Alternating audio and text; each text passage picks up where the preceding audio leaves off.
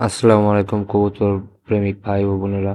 তো আপনাদের খোপে অনেক সময় দেখতে পারবেন চেরাচোরা বা পোকামাকড় কবুতরের খোপের ভিতরে বাসা বেঁধে থাকে এবং বৃষ্টির দিনে পিঁপড়ার কারণে কবুতরের অনেক সমস্যা হয় দেখতে পাচ্ছেন।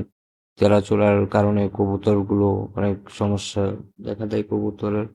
এই জন্য আজকে আপনাদেরকে দেখাবো তেলাচোরাগুলো কিভাবে প্রতিরোধ করবেন। দেখতে পাচ্ছেন আমার পুরো বাচ্চা হচ্ছে, বাচ্চার খাবারগুলো তেলাচোরাগুলো খাওয়া শুরু করে দিয়েছে, প্রত্যেকটা খাবার নষ্ট করে দিচ্ছে তেলাচোরা খেয়ে। তো দেখতে পাচ্ছেন সব মাসাল্লাহ আমার কবুতরগুলো সবই উমে বসে গেছে, কিন্তু বাচ্চাগুলোর ভালোই দেখতে পাচ্ছি না, কারণ তেলাপোকার কারণে বাচ্চাগুলো খেতে পারে না, বাচ্চাগুলোকে কামড়িয়ে নষ্ট করে দেয়।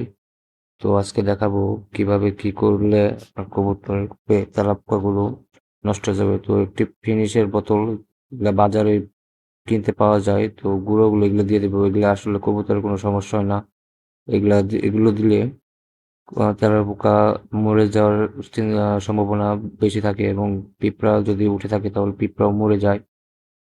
তো দেখতে পাচ্ছেন আমি প্রত্যেকটা খোপে খোপে দিয়ে নিচ্ছি, কারণ একটি খোপে দিলে কাজ হবে না, কারণ প্রতিটা খোপে দিতে হবে, কারণ এক জায়গায় দিলে ওই জায়গা থেকে চলে যেয়ে আবার অন্য খোপে বাসা বেঁধে আপনার কবুতরের সমস্যা তৈরি করবে। এর জন্য প্রতিটা খোপে আমি ভালো করে ফিনিশ গুঁড়া পাউডারটি আর কি দিয়ে নিচ্ছি, যেটাকে বিষ বলা যেতে পারে।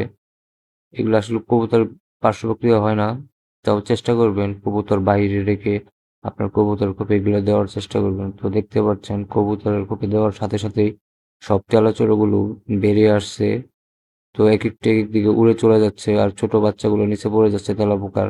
তো দেখতে পাচ্ছেন একটা গাছে দিয়ে বেয়ে উঠতেছে, পুরা খুব থেকে বেরিয়ে চলে আসছে। তো আমার চ্যানেলটাকে সবাই সাবস্ক্রাইব করে দেবেন। আসসালামু আলাইকুম।